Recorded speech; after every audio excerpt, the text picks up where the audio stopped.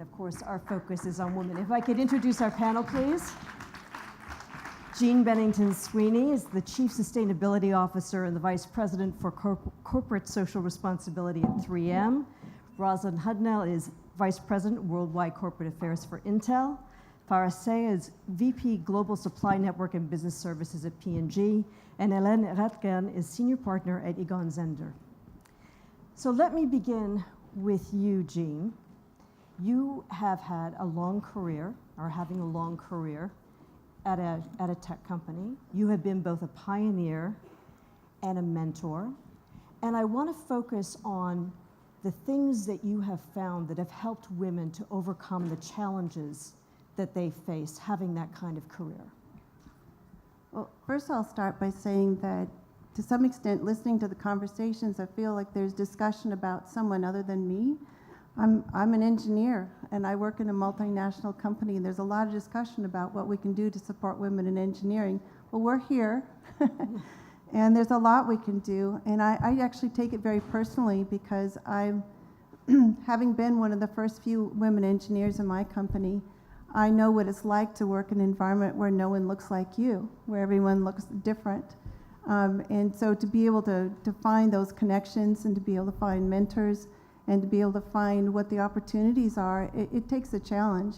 So one of the things I do in leading others is to be a mentor. I get personally involved. I make myself available to young women who want to learn more about what the possibilities are for them in their careers and to discuss options and even their day-to-day work to understand what challenges they're having. Because to some extent, these challenges haven't changed. And over the years, as I've been working, the challenges still are very much similar. I personally get very engaged in scholarships. I personally fund scholarships at my alma mater to, again, mentor more women and help them understand what it takes to become a woman engineer in a large multinational company. And I think mentoring is extremely important. And I also think that in addition to mentoring, to be able to find people who will help raise you up and help sponsor you for other positions and help you understand the variety of things that you can do and what your choices are. Most often, young women don't understand what their choices are, and they see maybe only one career path when there may be many. So there's a lot of opportunity that needs to be available to them, and they need to be able to understand what that could be.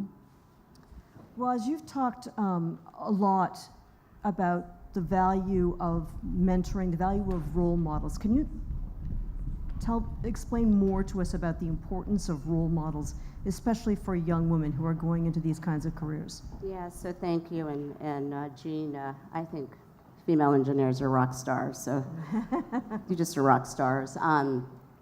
First, I'd like to make sure that everybody understands from an Intel perspective, right? There was data from the stage yesterday that said that we'd only increased our diversity by 0.5%. That data is actually wrong. We've increased our diversity by 65% over the last 10 years, and that's because a lot of what we really focused on wasn't just role models, but where those role models sat, right? And so a lot of inside of Intel, what we did was we looked and said, are we putting our female engineers in jobs that matter?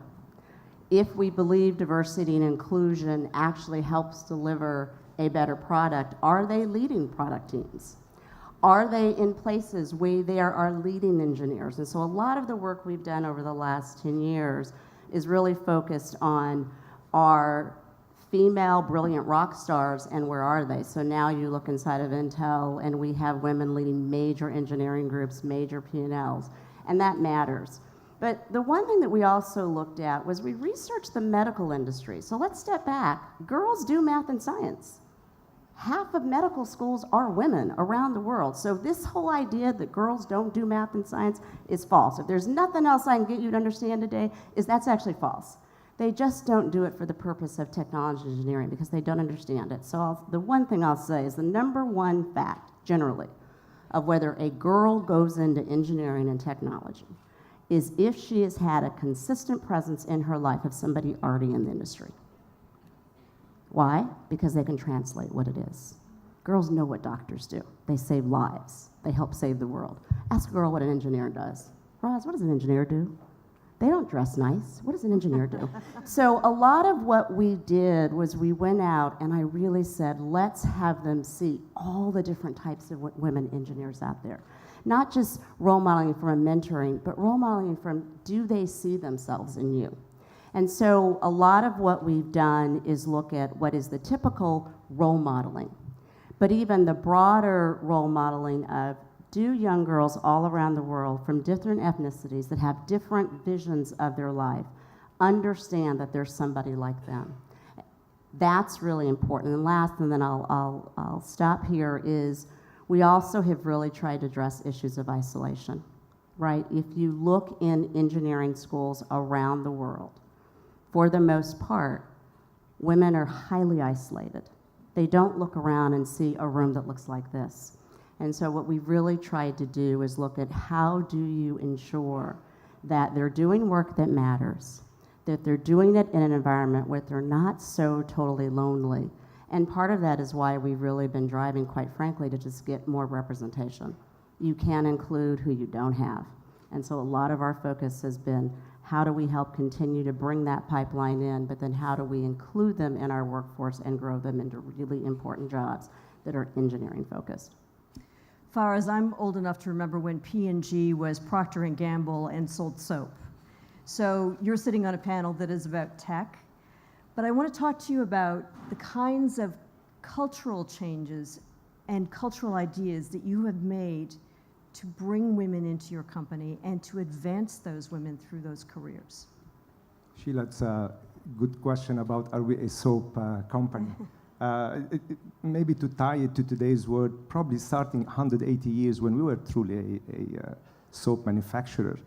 180 years old company, having brands like Ariel and Always and Head and Shoulders, started all on the base of innovation, on technology.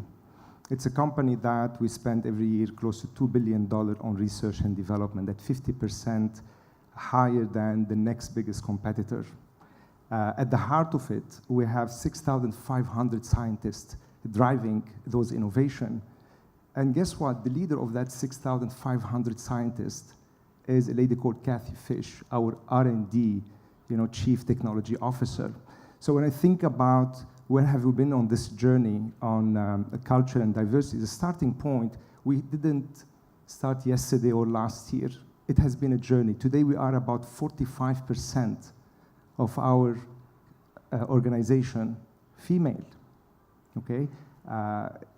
In STEM in particular, that's 10 points below, 35%. We've done a good job. I still believe we have to do more work. And if you ask me, coming to personal experience, I sit in Europe and I lead a couple of supply chain globally and in Europe. In my team in Europe, I have about 35% of women in my leadership team. When I think about what is the culture we have created, the first thing, to the point of Rose, we need to agree that crucible roles, what we say impactful role, are not man-only jobs. For instance, one of my colleagues, a director in my team called Kasia, she was the first female plant manager that we sent to Japan, a male-dominant culture. She came out of that transforming our one of the most important and complex supply chain in Japan. She's right now running our supply chain for baby care in Europe. Now you ask, okay, so what is it that you've done? The first thing is, from the very top, CEO all the way down, you declare that gender equality is a priority. No matter what we want to go about and talk about action plan, declaration of an objective is priority number one. And the second thing, when you declare that one, you hold every manager at all levels accountable in his or her work plan, what we call 5 rocks. If it's not written there that you are accountable to mentor, coach, and develop a certain number of female, it's a non-starter. You have to track it, because anything you don't measure, you will never achieve. The third one, you bring those leadership model, and we have a lot of them, the role model in the company. Women with family, with kids, who've done a great job, and they are leading. You have to make sure you leverage them so that the female manager who's new coming into the space see that, wow, there is one like me who can make it. And then the fourth one, which is very, very important, is connect externally. We're leveraging companies like Catalyst, where we have also been using Mark. Mark is a man advocate for real change. It starts also by man supporting man to create an environment for the woman. Okay, and finally, you have to drive it. You have to drive it every day. Picking up on exactly that point, Hélène, this question of, you have said in the past that you have to force yourself, that basically corporations have to force themselves to build opportunities for women to advance. What does that mean in a practical level in a company where you've got a number of women in a STEM company or across other sectors where you've got women who are sitting in upper management and who cannot get through that next level? Well, I think it's a lot of coaching and thinking with an open mind. So we do coach female leaders in technology companies going up the ranks. What we would do, or I would do at Econsender, is use an analysis of how you develop your leadership potential, which actually applies perfectly to men too. But then use female role models. Just to give you a few examples. One key pillar of leadership potential would be curiosity. We discussed that. It's about taking risks, getting out of one's comfort zone, taking a role you would never have thought of, and imagine new selves, new identities, new talents. So think about a role model in technology who would be female for that. One example I usually I like to use, and those are all examples we know it's women we actually accompany. So one would be Angela Ahrendts, who take incredible risks coming from Burberry, where she was a successful CEO, and went into Apple. You can't get more technology focused than Apple. And she moved there trying to prove the convergence between mobile technology and luxury. That's really reinventing yourself in a very creative manner. And by the way, she even let go of the title of CEO. She really went there for experimenting a new company DNA and a new challenge. A second pillar I would really advocate is to try to step up. Very often you are in operational roles, proving yourselves in those operational tasks. If you don't force yourself to develop a perspective which is higher level, more strategic, it doesn't work. So a role model there would be, I think, Regina Dugan. Many of you have heard of her. She leads the Moonshots projects at Facebook, so the disruptive R&D there. She was trained as an engineer at Caltech, and she joined DARPA, the R&D unit of the US Defense Department. Then she moved to Google. She uses a phrase which I like very much, which is to innovate, one must make. And I find it very feminine to mix pragmatism with fantastic insight and creativity. Giving you two more. A third pillar of leadership potential would be around engagement. So how do you engage others? How do you convince them to follow you? How do you actually not only listen to them but respect them? I'll give you an example at a big telco company, Orange. The new CEO for Orange in France, Fabienne Dulac, she leads about 80,000 people, and that's about 20 billion of euros in revenue, so it's a big thing.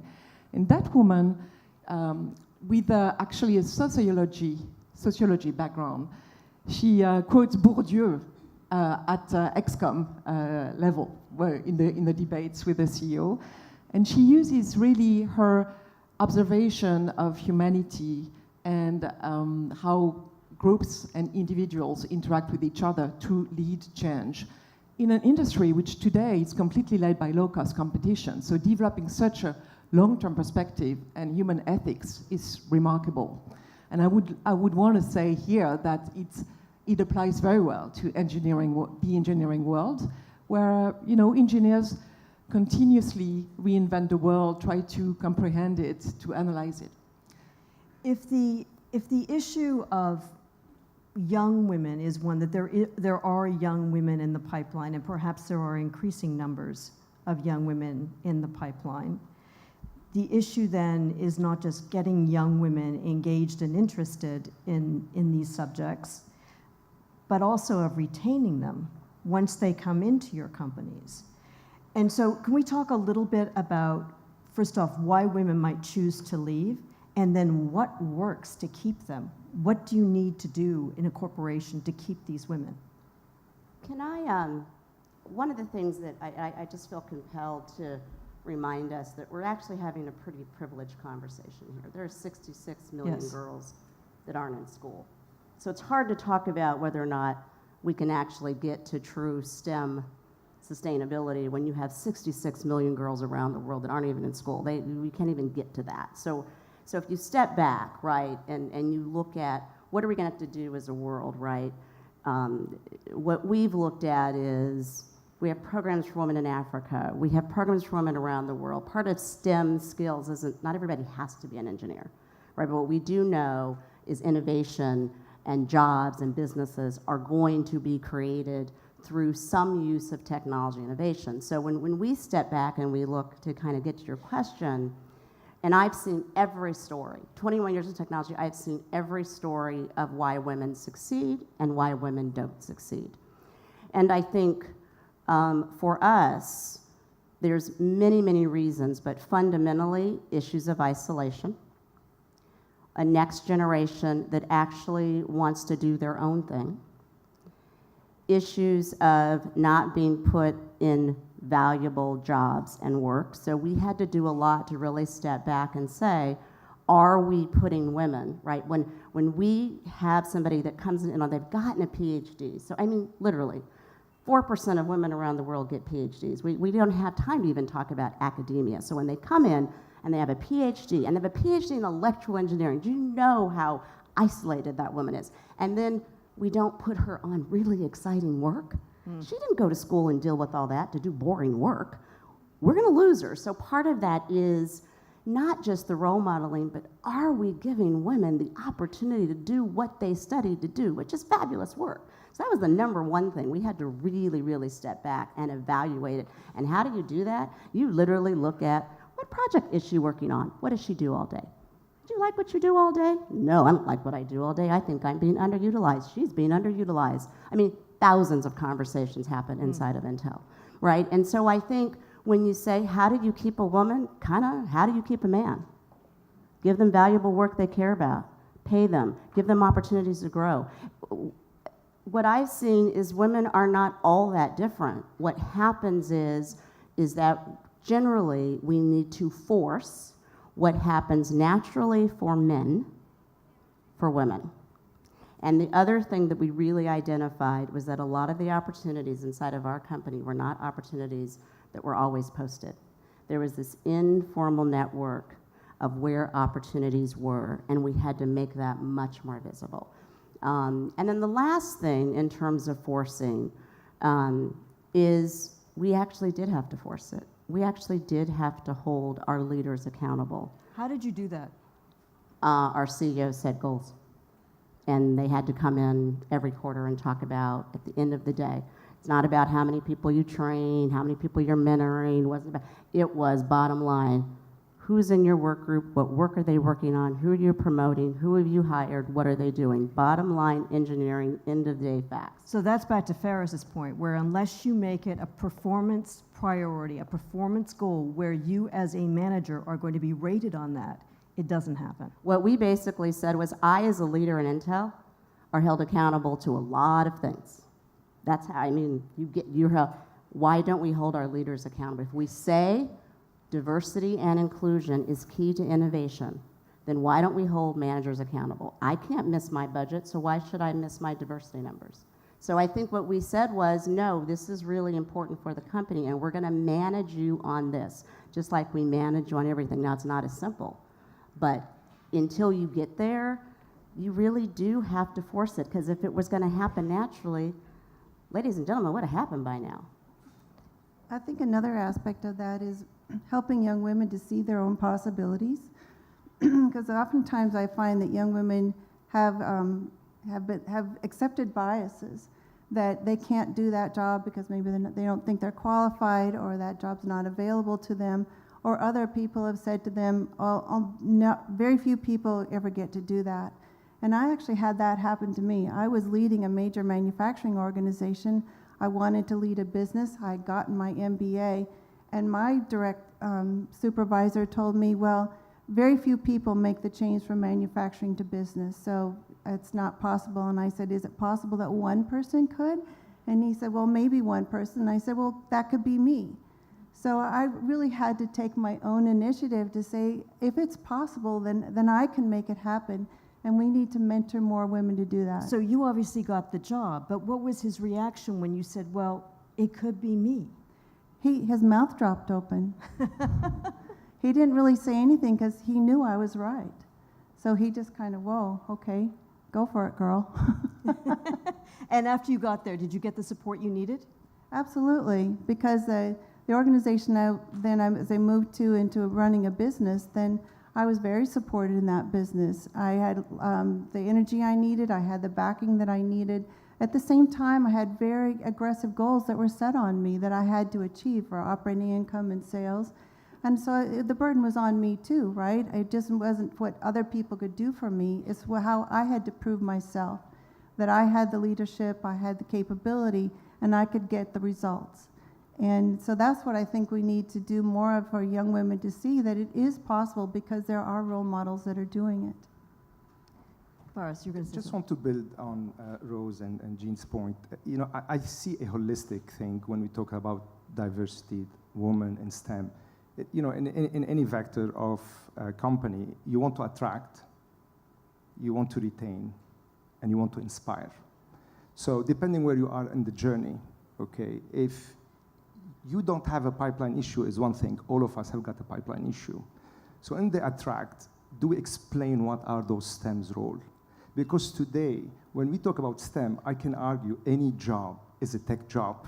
Your job is tech, my job is tech. Because everything is today talked about artificial intelligence, robotics, algorithm, you know, digital marketing, how we sell. So the first thing in the attract, can we explain that these are the new words? These are exciting jobs. So that's to get the woman to sign up to it. You know, World Economic Forum, you know, I was reading the other day, talk about 30% engineers in universities, about global number. Only 3% pursue career in STEM or in engineering. Okay, that's mind-blowing. So the first thing is to make sure the story is there, that every job is tech. The second thing is about retain. The role model is key. Giving crucible role is very key. But I continue to believe there's one cultural element that, again, I am privileged as a man. This is a man's word until today. We like it or not, I'm privileged. The question is, who's helping me to see that I have unconscious bias? Who's helping me to see I have privileges? Who's helping me to see that I do not honorably and humbly use those privileges by mentoring and coaching, you know, in a way that I would do to a man? How often in talent council, we call them, where we develop and we promote, I hear male colleagues saying, you know what, we lean forward with her, and then if she fails, they come behind the closed door. You know, we lean forward. How often we have male failing? A lot, but we don't say, we lean forward for the male. So the question for the retention is cultural at the heart of it. And eventually the inspirational one, role model. Helen.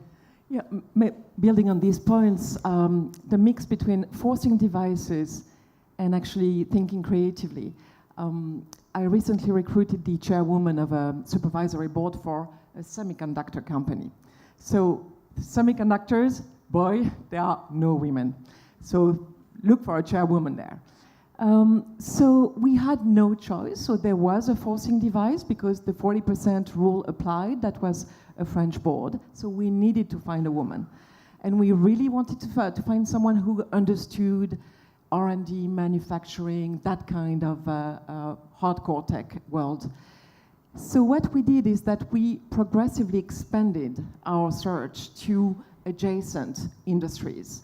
And we recruited a remarkable woman Some of you might know her, Victoire de Margerie, who actually came from with a background more in packaging and because of that in components. And she worked on very creative components, connected ones actually, going into automotive and that kind of semiconductor-driven industries. So that's a very good example, I think, of a mixture of forcing devices and thinking creatively with a very open mind. You know, what's interesting about that is there's great opportunity with what's happening in the convergence of innovation and technology. So, you know, we are all kind of merging together. Exactly what you just said. And I do think there's going to be opportunities for women to be able to lead across sector, across industries, right? Our most recent chairman of the board of Intel is a woman. She just retired. We have 2 women on our board, and they come from different areas. One is very hardcore engineering. One basically really is the one that helped us. She came out of a political trade background, really helped us grow our business around the world.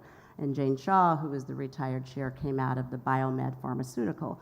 And the skills she brought was how do you deploy and shut down teams, right? In the pharmaceutical industry, you have a team that works together for a long period of time.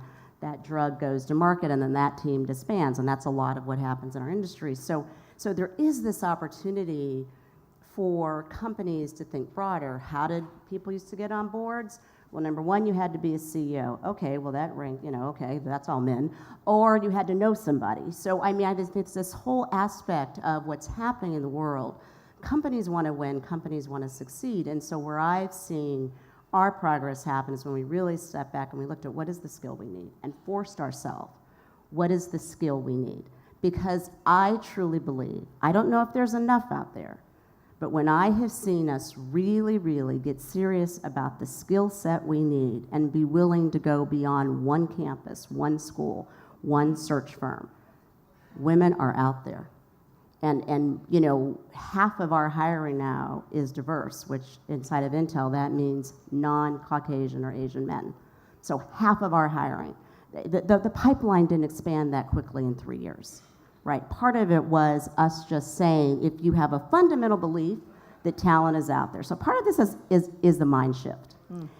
Part of the fundamental belief is if there are women out there and my company's not finding them, then my strategy is going to be a lot different than if I have an unconscious bias, I can't find them, or they don't want to work because they're all having babies. So I think part of it, which is not true, that's not what the data shares, is that you have to start from a very different place. And where I've seen, I think all companies on this stage, is our companies are starting from a very different place of we believe talent's out there, we believe retention is part of the responsibility of us as leaders, and then you drive a very different strategy versus somebody that would say, there's not enough women, they aren't out there, they're all leaving because, you know, they want to go home and have babies.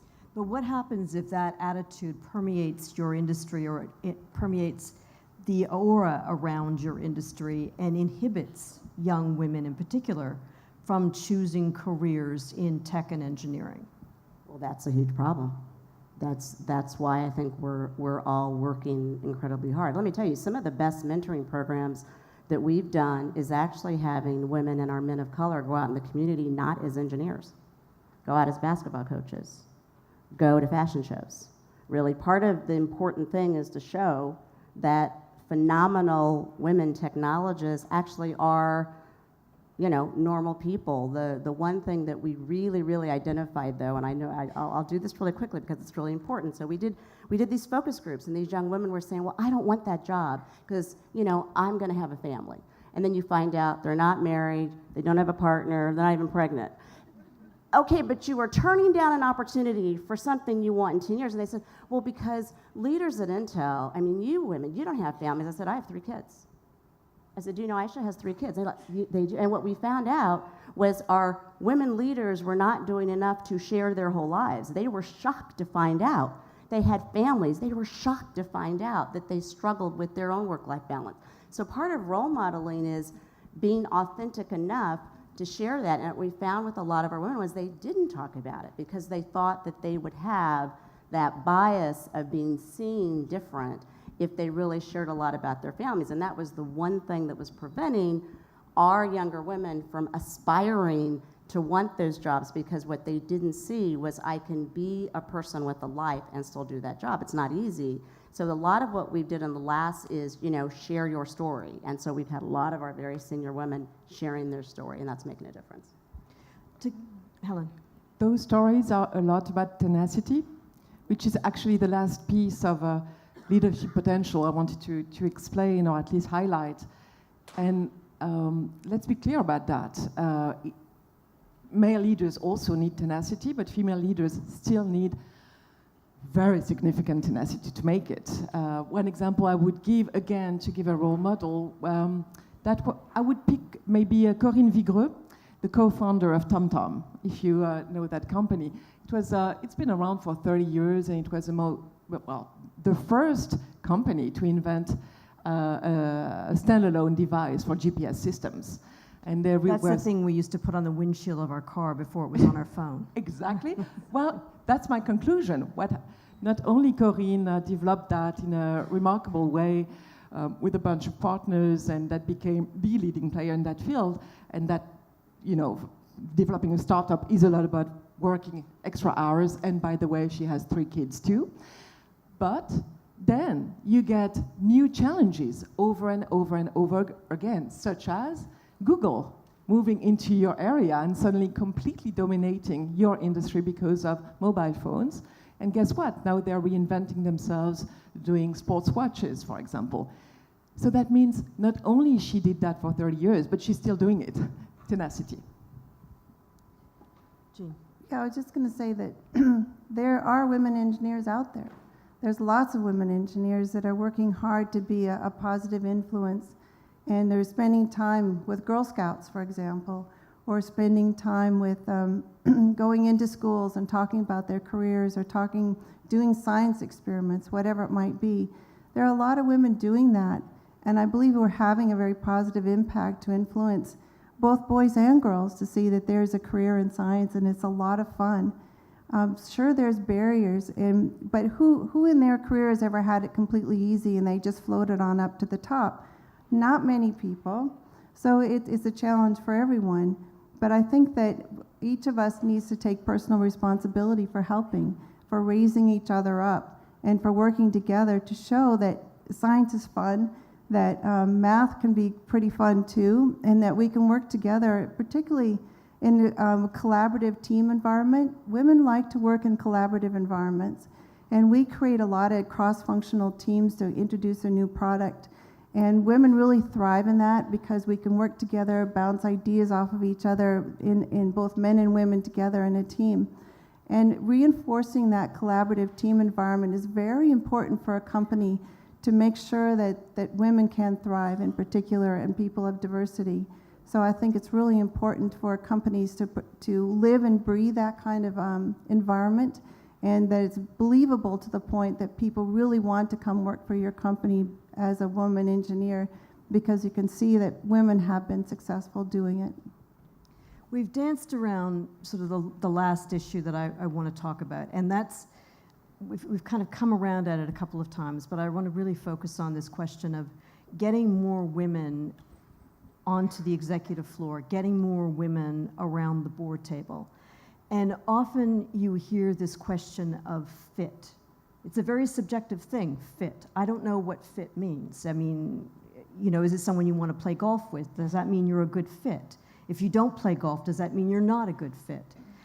So these questions of fit can be very subjective and can also be very damaging to women and to others who represent diversity. How do you both overcome those questions of fit, and how do you give women the skills that they need to get up to that next level? Oh, I'd like to jump in on that one, because I understand the question of fit, but you know what? In 3M company, you don't get there unless you've got results. You show your leadership, you demonstrate your leadership, you're able to meet objectives, meet and exceed objectives, that you're able to deliver on the results. No one gets to the executive floor without showing they can deliver results. We have 3 women on our executive team of 10, and I'm very proud of that, including one being an African American woman. And they didn't get there because they fit or didn't fit. They got there because they got results. They worked hard, they demonstrated their capability, their leadership, and they got the results that brought them to that point. And I don't want to underplay how important that is, that fit is important to some extent, but you know, most companies want results, and results are way more important than whatever fit means. So I don't hear fit when you're talking about C-suite level and board. Where fit comes in, if we're honest, is from initial hire. When you have 10 people, they have similar skills and experience, same degrees, that's where fit comes in, and where I think we fall behind immediately. So I don't, and so just think about that, right? You have equal experience, and so, well, who's going to be the best fit? That's why we really have had to force diverse hiring teams. We really had to force hiring goals, because that's where we saw fit coming into play. What happens in the C-suite and getting to the C-suite is all about two things in my estimation. It's about the experiences, because you must have delivered results, or you look, in order to even get to what we call the marzipan layer, the people right underneath the C-suite, the results and the tenacity you've had to deliver to even get there, that's a given, right? So then you say, okay, at the end of the day, it's who has the sponsorship, who has the advocacy, who has generally the men who have been sponsoring and advocating careers that are willing to pull somebody in, right? You can't get to the C-suite on your own. Somebody has to open up that door for you. I don't care how experienced you are. I don't care how many results you've delivered, because there's always, in most cases, going to be many, many, many people who are in the pipeline. So what you'll see for women particularly is, have you been close to the business, close to the products, right? So a lot of times we kind of begin to we do our careers. I mean, I think there was a pretty visible article last week, I think, from Ursula Burns, who retires as CEO of Xerox. It says, look, you aren't going to get to the C-suite through HR. You aren't going to get to the C-suite if all you've done is marketing, unless your company's brand and marketing is the product. So part of it is making sure that women, that's why I go back to what are the experiences, what's the work, have the right experiences. And then even beyond that, though, are women being sponsored? Typically speaking, research tells you women, we are over-mentored and we are under-sponsored. And there's a very big difference. So I think, and maybe that's where the fit thing comes in, because if you're being sponsored by power, then you already are assumed to be a fit. So I think, you know, we've just been a lot more deliberate. I mean, we have 4 women on our executive committee. That doesn't even count the woman that heads up HR running. I mean, we have a woman running manufacturing. We were a manufacturing company. Think about that for a minute. We have a woman that runs manufacturing. We have a woman that's heading our strategy. We have a woman that's running our PC business. I mean, we have women in major roles. That has been, in all honesty, 15 years of hard, focused work. So I don't know, I'd like to hear from you. For us, it's not as much about fit as it is, are we giving women the experiences that give them the results in order to get into that C-suite? Listen, reality is we're alluding to her to fit, to be one of us. That's what's happening. You know, Mary will say it and say, we'll promote. Is she one? Oh, she was one of us. What do you mean one of us? You're forcing her to fit. I tell you a short story. I have my HR director who started engineering in a factory. So when I met her first time, we're around a team building kind of an effort, and everyone has to say 3 things about himself or herself. And then you have to discover one which is not true. So we go around the table, and then we get to her. And she says, I do skydiving, and I do mountain hiking, and one day I was a man. Now, by default, what do? You rule out you were a man. So he said, you were not a man. And then we were carrying on. And then, in a very straight face, she said, no, that's not true. I was a man. And everybody around the table kind of felt, you know, a bit uncomfortable. You know, did she go through a sex surgery, sex change surgery? And then eventually, when we talked to her, I said, what's the story? She said, listen, when I joined P&G in a factory, okay, I have to be a man, to act like a man, because the job is about man. I have to fit in. Now, fast forward okay, 28 years. Now she's one of our top directors, aspiring to go beyond that. And you say, what was it all about? Mentorship, sponsorship, result, role model, teaching, the environment, starting with the man. That's not about if she fit, because for me, the style does not matter. I'm louder than you. I do not know why, maybe the way I'm born, but doesn't mean I'm better than you. Style should not be the driver thing for the fit. Hélène, I'm going to give you Great 30 story. seconds because we're just about out of time. I can do that very shortly. I see both cases. So we have clients, it's not about fit anymore because honestly they have modern leadership styles and it's exactly what you are describing. I won't say names, we have other clients where it's a lot about fit because some companies are still extremely brutal by style, extremely conflict driven, extremely a caricature of male dominance. I think the story is that history will make them change because their clients and their partners and their employees will make them change. Thank you very much. We could obviously continue this conversation for much longer, but we must end it here. Thank you. Thank you. Thank you.